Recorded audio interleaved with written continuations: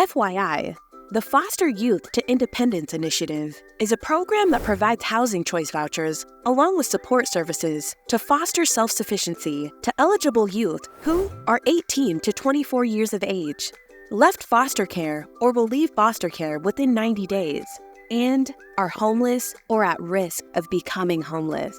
Any pregnant or parenting youth who otherwise meets these requirements must be served.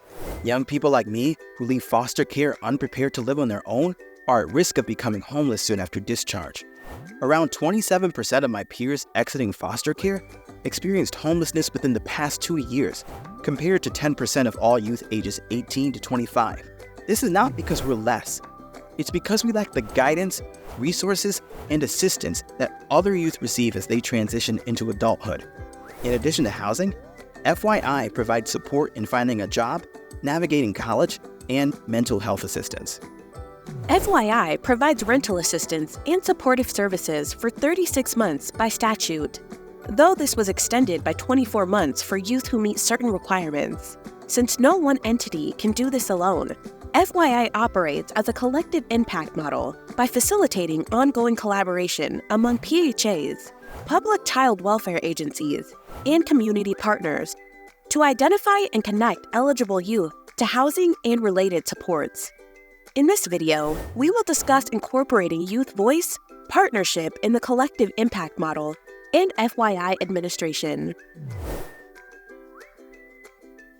As a youth that's gone through foster care, I encountered adults that limited my ability to make decisions about my own life. I felt a lack of trust and respect from adults who were trying to help. I didn't have mentor figures who taught me to advocate for myself. With the goal of preventing youth exiting foster care from becoming homeless, FYI success relies on meeting their needs. It's crucial to understand the unique experience, motivations, and needs of youth exiting the foster care system so that you can meet them where they are and, as best as possible, tailor the program to what they need. Create spaces to continuously gather feedback from youth in your community to help you build a successful FYI program. You may also utilize community-level data, broader research from other communities, and opinions from community partners to provide ongoing program oversight and improvements. Each and every one of us has unique experiences based on our time within the foster care system. It's important to understand what we need and what services we want in order to be fully supported. With these lessons in mind, let's discuss 2 strategies that can support a successful FYI program: youth engagement and power sharing. From my experience and what I've heard from peers, it is important to integrate young people's voices and perspectives in decision-making. It's not only the ethical thing to do, but it also provides strategic benefits to all entities within the collective impact model. In foster care, there are always power imbalances. In order to support our transition to adulthood, you need to share power with us. You are not commanding, you are suggesting, supporting, and listening.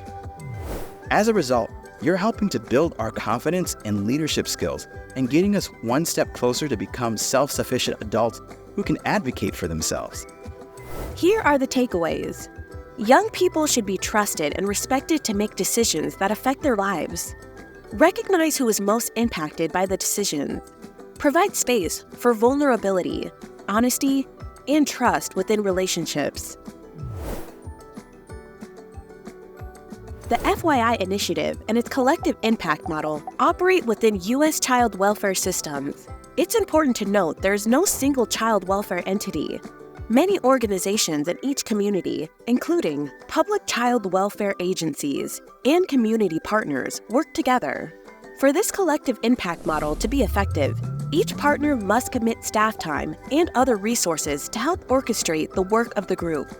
Build a strong backbone with designated roles and responsibilities, but is also flexible in order to evolve with what youth in the program need. Have a plan that describes what information will indicate individual and overall program success. Include in the plan details of how often and by whom information will be collected. Plan to meet on a regular schedule as a collective impact team to review the outcomes. Now let's discuss some key details of FYI administration. including family composition, waiting list, porting, and turnover. Once issued, an FYI voucher is treated the same as any other voucher holder. So, FYI-assisted youth can share a unit with other persons, either voucher-assisted or unassisted. Also, a PHA could permit the addition of a household member, following the PHA's administrative plan. Engaging youth in the process helps keep them informed, invested, and leads to success in leasing up.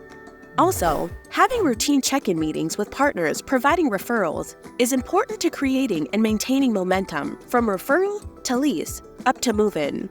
Youth referred to the FYI program may be put on a list if a voucher is not immediately available. PHAs can keep their waiting list open or reopen a closed list only for FYI referrals from PCWAs. PHAs must remove youth from HCV waitlist if youth is provided with an FYI voucher. PHAs can adopt a waiting list preference to assist youth leaving FYI that are at risk of homelessness. All youth should be aware that their FYI voucher can transfer to a new jurisdiction. Porting allows youth placed in foster care outside of their community to move closer to home with the voucher. Enables PHAs to share availability of housing stock between jurisdictions, and would serve youth moving from other cities. However, porting may disconnect a participant from supportive services. If the new community does not administer FYI, the PHA may absorb an FYI voucher youth into its regular HCV program. Note, PHAs may limit moving under portability for non-resident applicants during the first year in which they receive assistance.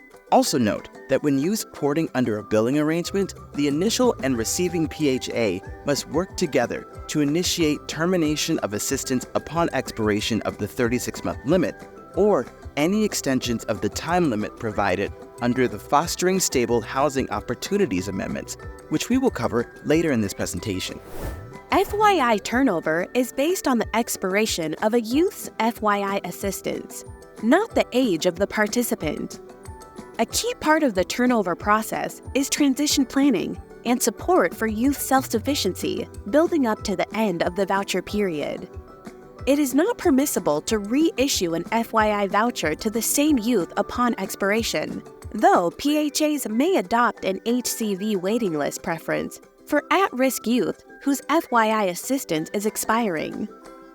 It is important to note that the Fostering Stable Housing Opportunities FSHO amendments allow youth who first leased a unit with an FYI voucher after December 27, 2020, to receive an extension of their voucher assistance for up to an additional 24 months if they meet certain requirements, including participation in a family self-sufficiency FSS or a local moving to work self-sufficiency program, or meeting certain milestones related to education and/or employment if a youth is unable to enroll in an FSS program. Other statutory exceptions exist under FSHO. Youth can also receive an extension of their FYI assistance if they're caring for a child under the age of 6 or an incapacitated person, regularly and actively participating in a drug addiction or alcohol treatment and rehabilitation program, or have a documented medical condition that makes them unable to participate in FSS or education or employment activities.